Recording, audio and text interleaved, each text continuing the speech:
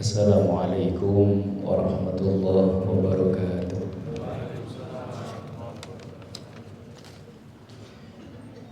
Bismillahirrahmanirrahim. Alhamdulillahilladzi an'ama 'alaina bi ni'matil imani wal islam, bi ni'matis sihhati wal afiyah, bi ni'matil quwwata was salama, bi ni'matil hidayah wal fadilah. Asyhadu an la ilaha illallah wahdahu la syarika lah wa asyhadu anna Muhammadan abduhu wa rasuluhu la nabiyya ba'dah. Allahumma shalli wa sallim wa barik ala sayyidina Muhammad wa ala alihi wa ashabihi ajma'in, amma ba'd. Bapak-bapak, ibu-ibu, saudara-saudara sekalian, jamaah salat isya, jamaah salat tarawih Masjid Jabal Nur yang dimuliakan Allah, dan mudah-mudahan kita senantiasa dimuliakan oleh Allah Subhanahu wa taala. Bapak-bapak sehat nggih? Alhamdulillah. Ibu-ibunya juga sehat, semangat. Alhamdulillah. Kelihatannya masih cerah-cerah dan ceria. Mudah-mudahan bisa mempertahankan tarawihnya sampai akhir Ramadan. Tanpa terasa, bapak-bapak, ibu-ibu, saat ini kita sudah memasuki malam yang ke-14. Ada yang masuk malam 15. Artinya apa? Sudah masuk 10 hari kedua di bulan Ramadan. Sabda baginda Rasul, wa awsatuhu maghfiratun. Jadi 10 hari kedua itu adalah maghfirah, pengampunan Allah Subhanahu wa taala. Makanya setiap saat, setiap waktu, apalagi malamnya, kita itu ditunggu sama Allah. Mana itu pengampunannya, mana itu minta maafnya, mana itu istighfarnya, itu kita ditunggu sama Allah.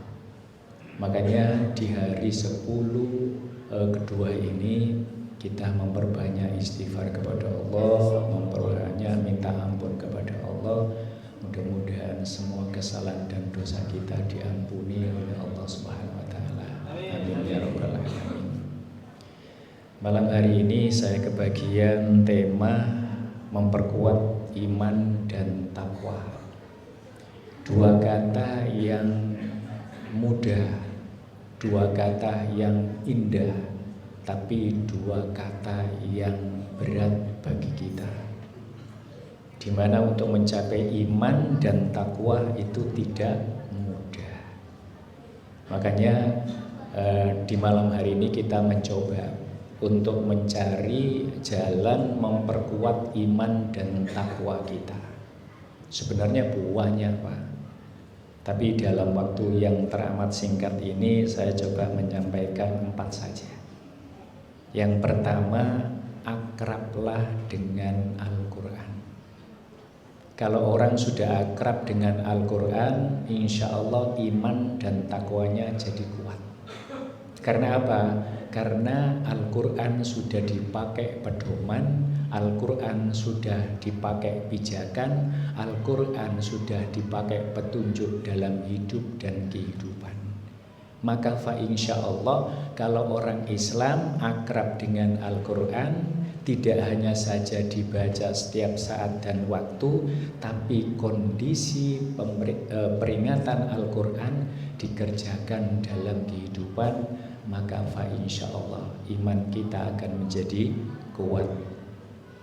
Bahkan tidak hanya saja itu, bapak-bapak, ibu-ibu.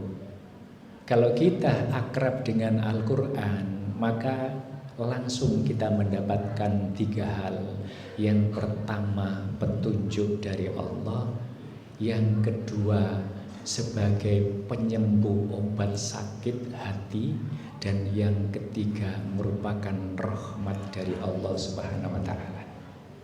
Dijelaskan dalam Al-Quran surat Yunus ayat 57, A'udzubillahi minasyaitonirrajim.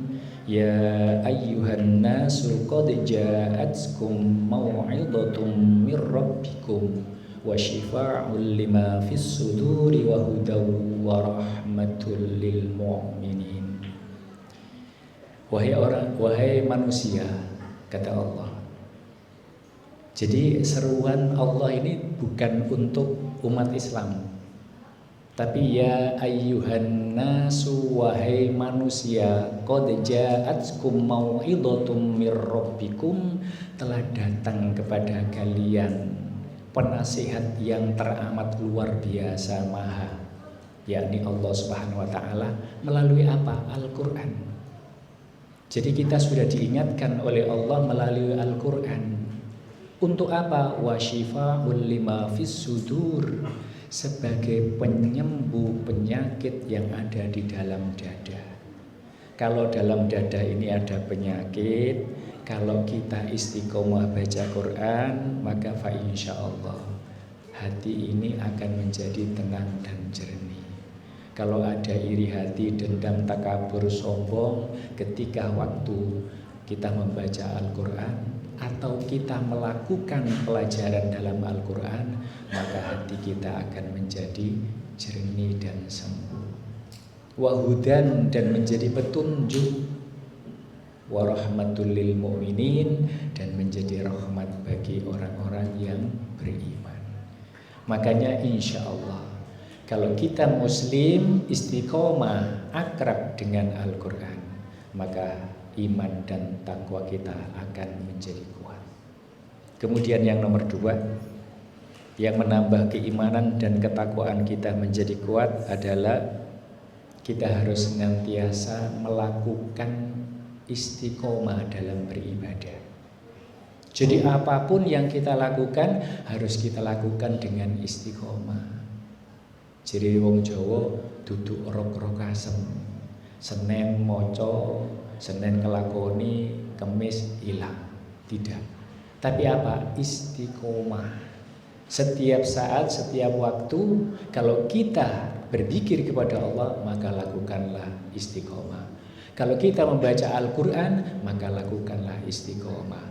Kalau kita suka berpuasa Senin Kamis, maka lakukanlah dengan istiqomah. Maka fa insyaallah itu akan menambah ketakwaan dan keimanan kita kepada Allah Subhanahu wa taala. Kemudian yang ketiga, menjauhi dari perbuatan maksiat dan dosa. Siapa orang yang berusaha menjauhi dosa dan maksiat, maka fa insyaallah imannya akan menjadi kuat. Bahkan digambarkan oleh baginda Rasul, maksiat itu seperti diibaratkan noda yang menempel di hati. Ketika seseorang berusaha untuk tidak melakukan dosa dan maksiat, maka sedikit demi sedikit noda di hati itu hilang dan akan muncul cahaya dalam hati. Makanya kalau orang, ngapunten bapak-bapak ibu-ibu, kalau tidak suka melakukan dosa dan maksiat, itu biasanya hati ini tenang, hati ini tentrem, hatinya bahagia.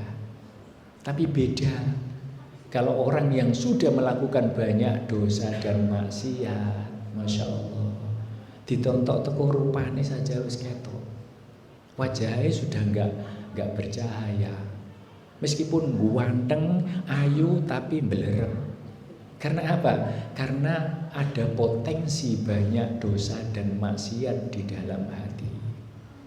Makanya apapun yang ditempuh dengan jalan maksiat dan dosa, maka insya Allah tidak akan pernah menjadi barokah. Ngapunten bapak-bapak, ibu-ibu, kita punya cerminan saat ini. Saya tidak nyerempet politik, tapi kenyataan yang kita rasakan bahwasanya menempuh jalan kekuasaan, menempuh jalan kemenangan, tapi kalau ditempuh dengan adanya kemaksiatan dan dosa, bahasane wong politik kecurangan, maka itu tidak akan menjadi barokah. Tapi kita sebagai umat muslim, kita tetap waspada dan tetap berdoa. Karena saat ini negara kita sedang tidak baik-baik saja. Makanya saya teringat ketika ada satu hadis yang mengatakan, apabila suatu negeri yang sudah terjadi kezaliman besar-besaran, maka di situ akan diperingatkan oleh Allah, diturunkan banyak bencana, diturunkan banyak gempa, diturunkan banyak musibah. Dan bisa kita rasakan kemarin, Masya Allah. Jangan bisa ngerasakan ada gempa yang di Tuban itu, Masya Allah. Itu baru 5, berapa atau 6,7 skala Richter itu, Pak. Andaikan itu dikasih oleh Allah Subhanahu wa taala 9 atau 10, apa gak goyang. Masya Allah. Kita tidak bisa membayangkan bagaimana nanti terjadinya kiamat. Masya Allah. Itu baru digoncang 6, seandainya sudah digoncang oleh Allah. Idza zulzilatil ardu zilzalaha, Masya Allah. Apabila bumi atau dunia sudah diguncang dengan sehebat-hebatnya, Masya Allah. Nah itu Bapak Ibu. Makanya dengan semangat Ramadan ini kita untuk memperbanyak berdoa kepada Allah agar mudah-mudahan bangsa dan negara kita diselamatkan oleh Allah Subhanahu wa taala. Biar yang dolim-dolim mudah-mudahan dikasih oleh Allah Subhanahu wa taala balasan sendiri. Tapi kita tetap untuk senantiasa waspada dengan meningkatkan ibadah kita kepada Allah Subhanahu wa taala. Kemudian yang nomor 4, yang bisa mempertahankan dan memperkuat iman dan takwa kita, inggih punika bergaul dengan orang yang solih. Nek ndelek konco, ndelek bolo, cari teman yang baik, cari teman yang bisa membawa kita menuju surganya Allah Subhanahu wa taala. Disebutkan dalam surat Al-Furqan ayat 38, ya wailata laitani lam akhid fulanan khalila. Besok ketika ada orang yang dimasukkan ke dalam neraka, dia ingat, Masya Allah, celaka aku, karena aku sudah salah memilih sebagai teman. Jadi teman itu bisa membawa kita menuju kebahagiaan, bisa membawa kita menuju kehancuran. Ibaratnya kalau kita berteman dengan tukang minyak wangi, maka kita pasti kena wanginya, harum. Tapi kalau kita bergaul dan berteman dengan tukang penjual terasi, maka kita pun juga akan berbau terasi. Sama. Jadi siapapun yang kita jadikan teman, kalau tidak sesuai dengan aturan, tidak sesuai dengan syariat, maka akan menghantarkan kita menuju kehancuran. Jadi itu Pak. Makanya kita diingatkan oleh Allah. Jadi wa ta'awanu 'alal birri wat taqwa wa la ta'awanu 'alal itsmi wal 'udwan. Jadi tolong menolonglah kamu dalam hal kebaikan dan takwa, dan janganlah kamu tolong menolong dalam hal kemaksiatan dan dosa. Balik maneh enak politik. Terus sudah jelas-jelas salah nih lho. Wake sing dukung gitu. Itu artinya apa? Menggiring untuk kehancuran berikutnya. Makanya ini sebagai pelajaran besar bagi kita. Kita sebagai rakyat nggak bisa ngapa-ngapain. Mau protes ya opo. Wong yang kuasa begitu, gitu. Jadi kita yang punya power doa inilah. Meskipun kita sudah tahu itu ada kehancuran, ada kemaksiatan, ada kemungkaran, tapi kita tidak punya kuasa, kita tidak berani untuk bicara. Maka apa? Biqolbin, dengan hati ini saja sudah merupakan jihad kita di jalan Allah Subhanahu wa taala. Dan mudah-mudahan dengan semangat Ramadan ini kita bisa untuk memperkuat dan meningkatkan doa kita, meningkatkan ibadah kita, terutama jangan sampai lupa bapak-bapak, ibu-ibu, ini demi anak-anak cucu kita. Mudah-mudahan doa kita bersama, kita protes kepada Allah Subhanahu wa taala, ya Allah, turunkanlah keadilan untuk bangsa dan negara ini. Selamatkanlah bangsa dan negara ini dari berbagai macam kezaliman. Fa insyaallah, mudah-mudahan dengan doa kita bersama, negara dan bangsa kita akan diselamatkan oleh Allah Subhanahu wa taala, dan mudah-mudahan iman dan takwa kita senantiasa kuat untuk senantiasa melakukan apa yang diperintahkan Allah dan menjauhi apa yang dilarang oleh Allah Subhanahu wa taala, dan kelak kita termasuk orang-orang yang terkasih, terpuji di hadapan Allah Subhanahu wa taala. Amin ya rabbal alamin. Itu saja Bapak-bapak, Ibu-ibu yang bisa saya sampaikan. Kurang lebihnya saya mohon maaf. Ihdinas siratal mustaqim. Assalamualaikum warahmatullahi wabarakatuh.